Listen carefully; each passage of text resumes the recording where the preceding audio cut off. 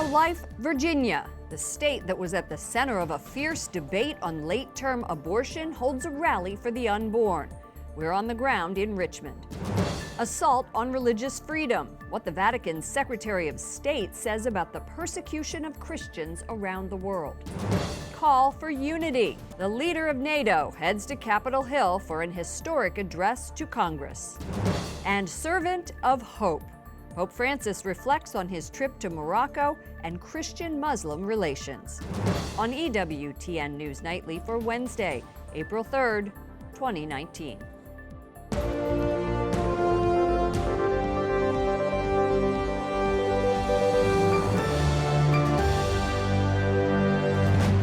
Good evening from Washington, D.C., and thank you to those of you joining us from around the world for news from a Catholic perspective.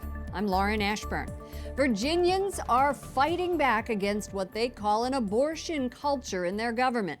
Earlier this year, the state landed in the epicenter of the national debate when its governor advocated for what some said was infanticide. Today, thousands huddled in Richmond to rally for the right to life.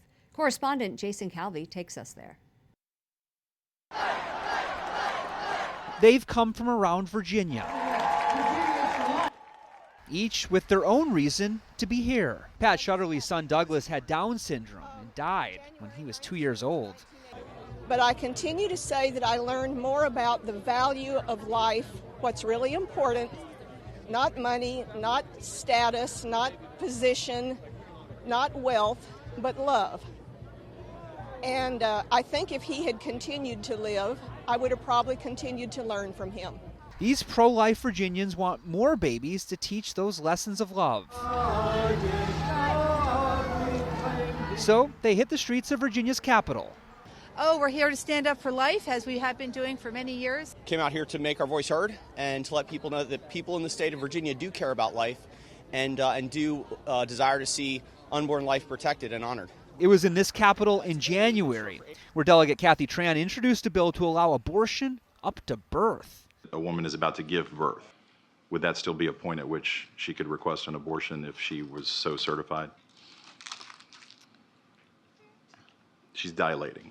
Mr. Chairman, that would be a decision that the doctor, the physician, and the woman would make. I understand that. I'm asking point. if your bill allows that. My bill would allow that, yes.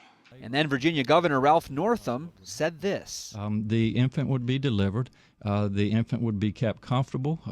The infant would be resuscitated if that's what the mother and the family desired. And then a discussion would ensue between the physicians and the mother. It led to a national outcry and this rally. Virginia Capitol Police tell us 6,500 people. As the country debates late-term abortion, the question is, how will this issue influence voters?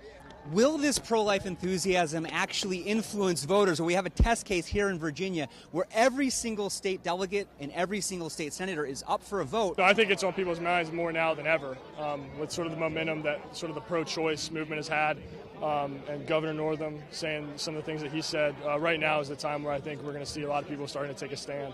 Taking a stand for the unborn. In Richmond, Jason Calvi, Right here. EWTN News Nightly. President Donald Trump switched gears today, suggesting he never wanted Congress to vote to replace the Affordable Care Act until after the 2020 election. Last week, the president said he wanted Republicans to become the party of health care. White House correspondent Mark Irons reports. Good evening, Mark. Good evening, Lauren. Over the past week, the president left Republican lawmakers confused over his call to overhaul health care when the needed votes in Congress just aren't there. But the GOP's failure to repeal Obamacare in 2017 is clearly still fresh on the president's mind. A great health care plan that is far less costly to the people. We're not going to vote on it until after the election. We'll all promise it's going to be our first vote, because we blew it the last time. The president speaking to his supporters last night, a week after startling GOP leadership with a renewed call to repeal and replace Obamacare, even though Republican lawmakers failed to eliminate the health care bill earlier in his presidency. Today, the president tweeting, "I was never planning a vote prior to the 2020 election on the wonderful health care package that some very talented people are now developing for me and the Republican Party." That tweet coming after Senate Majority Leader Mitch McConnell said he had a talk with the president. So I made it clear to him we were not going to be doing that in the Senate. And it's not just the Senate. The White House admits it's even harder in the House. The political reality is the Democrats are in charge of the House. We're working through principles. We're working with with Congress to talk about what we can do from a legislative standpoint. But we also know the political reality, which is that the Democrats don't want to work with us. But Democrats say there's nothing to work with. They have no health care plan. It's the same old song they've been singing. Therefore, repeal. They have no replace. And Senate Minority Leader Chuck Schumer is responding to the president's promise to protect patients with pre-existing conditions. Don't let President Trump fool you, America. President Trump would like to see the Affordable Care Act collapse under court challenges. In December, one federal judge in Texas ruled the entire law is unconstitutional, but the time frame and outcome of ongoing litigation is unclear. So it looks like this is a top issue President Trump will again take into his 2020 campaign. Lauren? White House correspondent Mark Irons. Thank you, Mark. Joining me now from Capitol Hill is Congressman Dan Lipinski, a Democrat from Illinois, the co-chair of the Pro-Life Caucus. Congressman Lipinski, welcome back to our broadcast. It's always good to be with you. As we heard from our White House correspondent Mark Irons, President Trump says a vote on a GOP health care plan will not come until after the 2020 elections. Democrats won control of the House, campaigning heavily on health care and strengthening the Affordable Care Act. Is that a winning strategy for the Democratic presidential candidates this time? Well, I think the Democratic presidential candidates have a lot of different ideas on health care, but people are always concerned about health care and the rising health care prices. The president has talked about doing something on prescription drugs. I hope that we can work with him to get something to lower the cost of prescription drugs, get that done this year. But health care is critical to all Americans, and everyone is tired of paying so much for health care. But the solutions are not simple to this. Republicans talked about repeal and replace for years, and we still haven't seen a good replacement. Let's fix the ACA. Well, last week you tweeted just that. We cannot throw out Obamacare without a replacement that works better. Now, one of the issues Republicans have with the ACA, the Affordable Care Act, is the high cost of premiums, and you agree that needs to be fixed. So how would your bipartisan proposal to lower premiums work? Well, I'm in the House Problem Solvers Caucus. We came up with a bill last year that would put a reinsurance program in, which would lower premiums about 10%. And if we also pay the cost share reduction, make those payments, that can lower premiums 15 to 20% also on top of that 10% reduction. So that's a way to start with the trying to make the ACA work better for people. I want to turn to other legislation on Capitol Hill. There's a House petition to get a vote on the Born Alive Abortion Survivors Protection Act. It needs more than 20 signatures from Democrats. You're a co-sponsor of that legislation, and as a pro-life Democrat, a rare breed, a very few of you, what are you saying to your fellow moderate Democrats about why they should sign this petition? Well, look, I signed the discharge petition on the first day. This is something that I think is common sense. I'm telling my colleagues that, look, this is not abortion even. This is babies who are born. There's no question. These are survivors of an abortion that is botched, the baby's born. These babies deserve protection. We should all be able to agree about that. I think this is an issue, as more attention is brought to it, more Democrats are going to look at it and say, hey, this is something that we should do. I'm hopeful that we can get enough Democrats on board. I'm working on getting more of my colleagues to join me on this. So I have hope that we can do this. Representative Dan Lipinski, a Democrat from Illinois and the co-chair of the Pro-Life Caucus, thank you so much for joining us. Thank you. Former Vice President Joe Biden releases a 2-minute video on Twitter responding to allegations from women who say he touched them in an overly familiar way. The 76-year-old and possible 2020 presidential candidate said that social norms are changing, he understands, and he's heard what these women are saying, and that politics to him has always been about making connections, but he promises to be more mindful about respecting personal space in the future. The Vatican's Secretary of State says we are witnessing an assault on religious freedom all over the world. We are dealing with an aggressive attack that strikes at the very core of the enjoyment of fundamental human rights, which are necessary for the flourishing of the human person, of society as a whole, and for the peaceful coexistence among nations. Our Rome team was there as Cardinal Parolin made the comments during a conference at the U.S. Embassy to the Holy See. It was organized by Ambassador Callista Gingrich. Rome Bureau Chief Alan Holdren reports. Lauren, Cardinal Parolin said that raising awareness to religious persecution, especially through digital media, is a step in the right direction. Parolin urged journalists to highlight violations for the good of the human family. The Cardinal, who's a veteran Vatican diplomat, said the Catholic Church has always pursued all possible means to promote respect and collaboration among nations and religions, especially in countries with small religious minorities. He said it's not just about private belief or worship, but also entails the right to express your beliefs in the public square. The top Vatican diplomat also acknowledged a, quote, attack on religious freedom by movements promoting what he called new human rights. It's an apparent reference to the pro-abortion movement and gay and women's rights. He said those rights tend to conflict with religious freedom and the right to life, which Cardinal Parolin called universally recognized. After the event, when asked about the Vatican-China deal, Cardinal Parolin urged patience and said the Church hopes the agreement will ultimately help China's Catholic community. In Rome, Alan Holdren, EWTN News Nightly. A team from the Smithsonian Museums here in Washington, D.C. is heading to Iraq to train local communities to preserve their culture. They will be traveling with Knox Thames, who is the U.S. aide in the State Department. He is helping, along with the entire State Department, to rebuild Iraq's Christian and Yazidi communities, albeit slowly. The South Sudan president and opposition leader are headed next week to the Vatican for what the church officials are calling a spiritual retreat.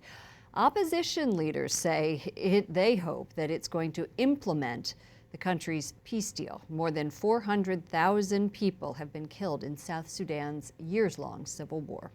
A group of lawmakers loyal to Venezuelan President Nicolas Maduro strip immunity from the country's opposition leader.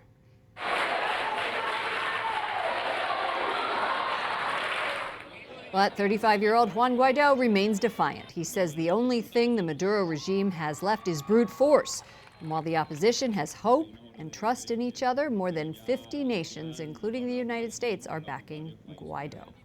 A Catholic bishop in Nicaragua warns his flock to avoid taking justice into their own hands. His words come after violent confrontations last week between police and peaceful protesters. Bishop Silvio Jose Baez says retaliation would destroy the country's future. Since last year, more than 300 people have died in anti-government protests. And a bill recently introduced in Quebec would ban government employees from using religious symbols during office hours. The legislation would forbid Muslim headscarves, Jewish yarmulkes, and crucifixes, among other items. Supporters say the measure reflects the secular nature of the state. It has drawn criticism from political and religious leaders. Coming up, analysis of the president's recent threats about the U.S.-Mexico border. And the head of NATO makes a pitch for unity.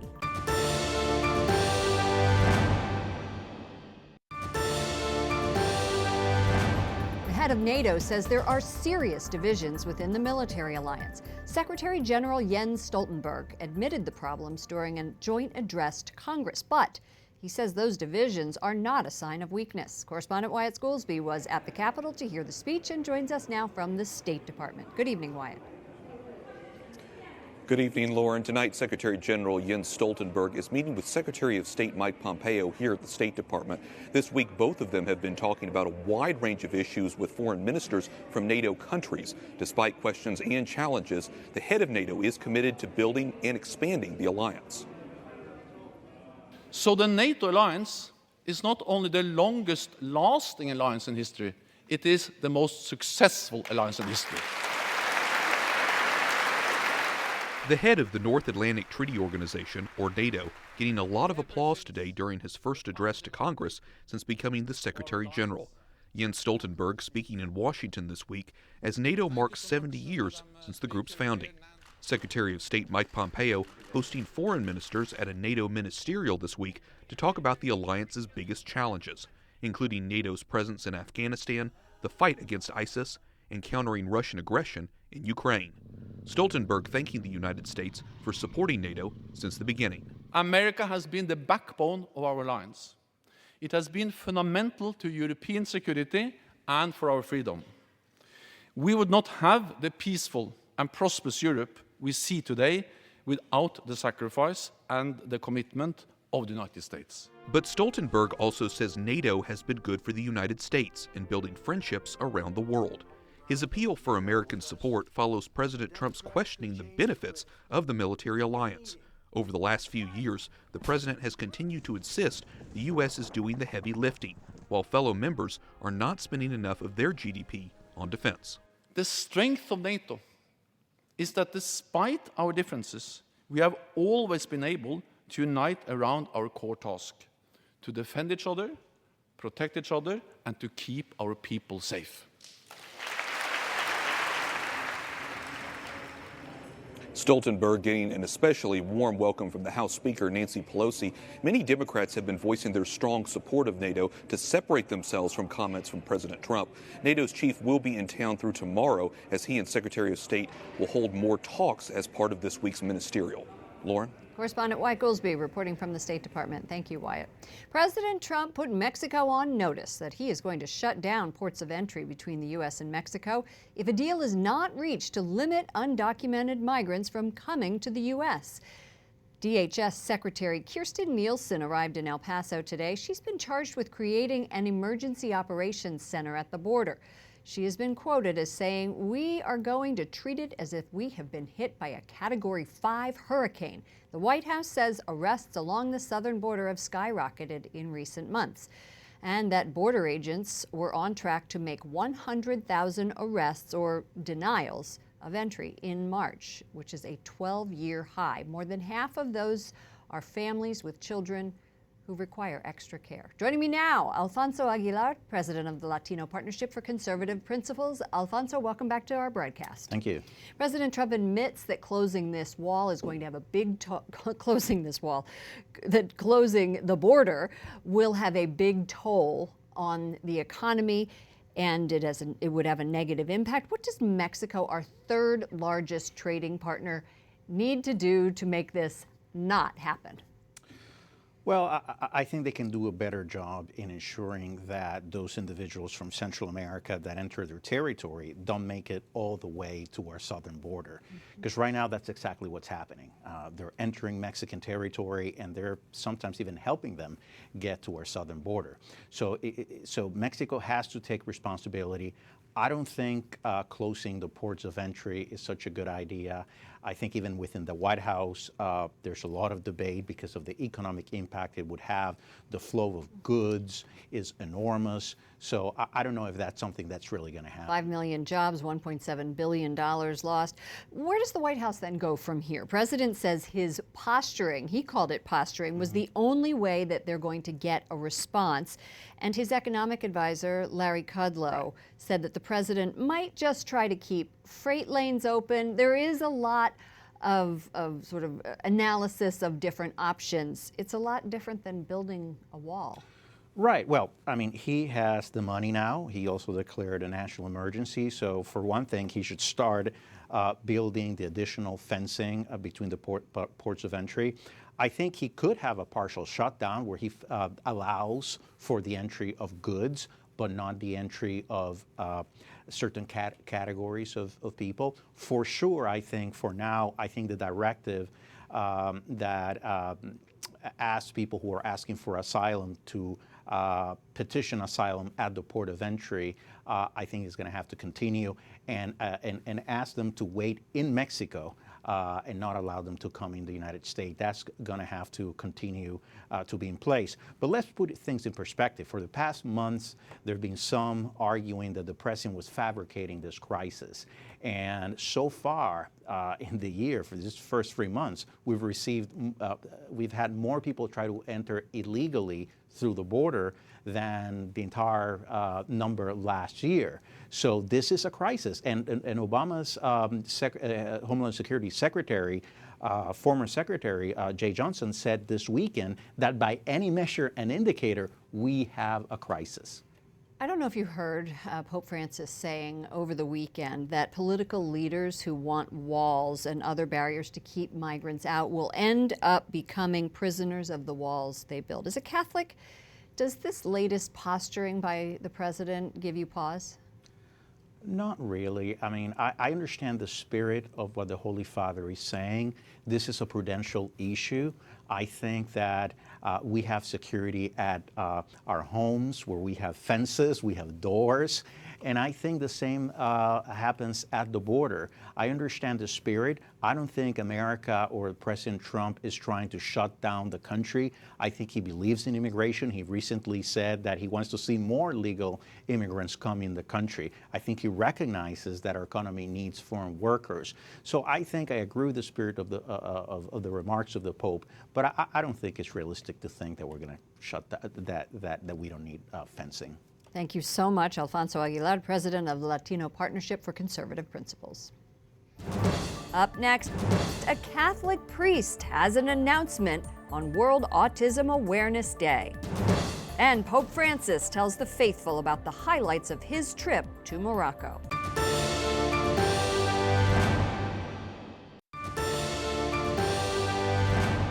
Con I musulmani siamo descendenti dello stesso padre, Abramo, no?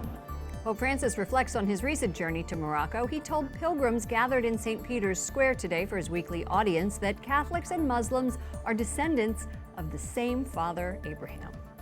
The Catholic priest in Poland who burned books over the weekend, including some from Harry Potter, has apologized. Father Raphael led the bonfire of the items parishioners believed were linked to magic and the occult. He says the protest was not meant to be against books or culture and calls the situation unfortunate. Finally, tonight, a Catholic priest in Maryland used World Autism Awareness Day yesterday to make a major announcement. I'm autistic. My whole life I felt a little different. I never really fit in. And I never understood why. The biggest trouble I got in as a kid was when I got grounded for 2 weeks for being out late at a chess tournament. I wish I had those problems. A chess tournament. Father Matthew Schneider says he had a good memory, or has one, for facts and details, which is very helpful as a priest, and he's working on picking up social clues to deal with people better. That's one of the problems of autism. His goal is to be a seminary professor or writer, and his message to autistic Catholics: Jesus loves us, whatever our situation in life. For more on this story, including details of that incident that prompted him to seek a diagnosis, visit the National Catholic Register at ncregister.com. What a great story. For all of us here at EWTN News Nightly, to all of you around the world, thank you for watching. I'm Lauren Ashburn. Let's keep in touch online. Follow me at Lauren Ashburn on Twitter and Lauren Ashburn EWTN on Facebook. Good night, and God bless you.